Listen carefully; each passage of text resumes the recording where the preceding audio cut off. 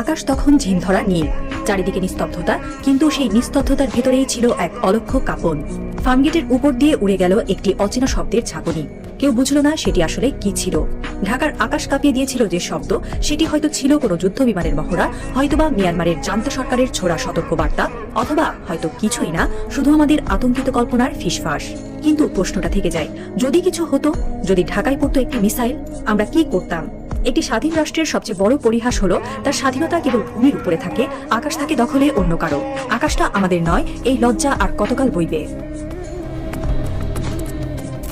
1971-এ আমরা রক্ত দিয়ে স্বাধীনতা ছিনিয়ে এনেছিলাম, কিন্তু 2025-এ এসে আমরা সেই স্বাধীনতা রক্ষা করতে পারি না, না প্রযুক্তিতে, না কৌশলে, না প্রস্তুতিতে। আমাদের প্রতিরক্ষা ব্যবস্থার দিকে তাকালে মনে হয় আমরা যেন সেই প্রাচীনকালে পড়ে থাকা এক জাতি, যারা সাহসের গল্প বলে কিন্তু হাতে তলোয়ার নেই। কয়েকটি পুরনো চাইনিজ FM-90 মিসাইল, দু একটি মিগ ফাইটার যেগুলো ওড়ে কিন্তু যুদ্ধের মুখে টিকবে না, আর আছে কিছু সাহসী মানুষ, পাল্টা হামলার স্বপ্ন চোখে নিয়েই তারা মরে যেতে পারে, কিন্তু প্রতিরোধ গড়ে তোলা তাদের পক্ষে সম্ভব নয়। এই কি সেই জাতি যারা একদিন পাকিস্তানের আধিপত্য ভেঙে দিয়েছিল? এক সময়ের তৃতীয় পারমাণবিক শক্তিধর দেশ ছিল ইউক্রেন। তারা বিশ্বাস করেছিল বিশ্বের শক্তিধর রাষ্ট্রগুলো তাদের নিরাপত্তা দেবে, তাই পারমাণবিক বোমা ছেড়ে দিয়েছিল তারা। এরপর কি ঘটলো আমরা জানি। রুশ ট্যাঙ্ক যখন কিয়েভের রাস্তায় গর্জে উঠল, তখন পশ্চিমা প্রতিশ্রুতি ছিল কেবল এক বোবা সান্ত্বনা। নিরাপত্তা চুক্তির পাতাগুলো উড়ে গেল কামানের ধোঁয়ার ভেতর। কোনো যুক্তরাষ্ট্র, কোনো জাতিসংঘ তাদের রক্ষা করতে পারেনি। সেই ইউক্রেনের ভুল কি বাংলাদেশও করছে? বিশ্বাসের নামে আত্মসমর্পণ। যখন অন্য দেশগুলো মহাকাশে বেস চালায়, কৃত্রিম উপগ্রহ পাঠায়, তখন আমাদের বিজ্ঞানীরা 2 মাসের বেতন পান না। যারা রকেট বানাতে পারতেন তারা এখন কানাডা, জার্মানির ল্যাবে চুপচাপ গবেষণা করেন। বাংলাদেশের নাম বললে কনফারেন্সের দাওয়াত কমে যায় বলে চুপ থাকেন।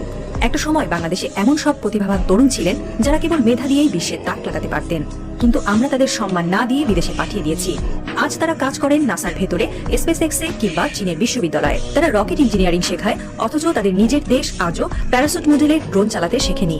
বাংলাদেশের প্রতিরক্ষা প্রযুক্তিতে আজও নেই কার্যকর ড্রোন প্রোগ্রাম, নেই হাইপারসনিক মিসাইল প্রকল্প, নেই ইলেকট্রনিক ওয়ারফেয়ার সিস্টেম।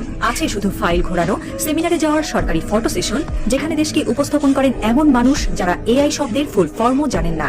একটি দেশের আত্মমর্যাদা তখনই নষ্ট হয় যখন মেধা নয় বরং আনুগত্য হয় পদোন্নতির মাপকাঠি। মেধাবীদের কবর আমরা নিজেদের হাতেই খুঁড়ছি। আকাশ ফাঁকা হয়ে থাকাটা যেন তারই প্রতীক।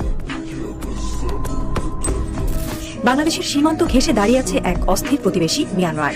রাশিয়া থেকে আনা সুখোই যুদ্ধবিমান, দূরপাল্লার মিসাইল, বিদ্রোহীদের দমন করতে গিয়ে এখন তারা এতটাই বেপরোয়া যে ভুল করেও যদি কোনো মিসাইল ঢাকার দিকে ছড়ে, আমাদের প্রতিরোধ কোথায়? রাখাইন রাজ্যের ওপারে পুড়ছে গ্রাম, উঠছে ড্রোন। এই আগুন যে কোনো সময় বাংলাদেশের সীমান্ত ছুঁয়ে যেতে পারে, কিন্তু আমাদের সীমান্ত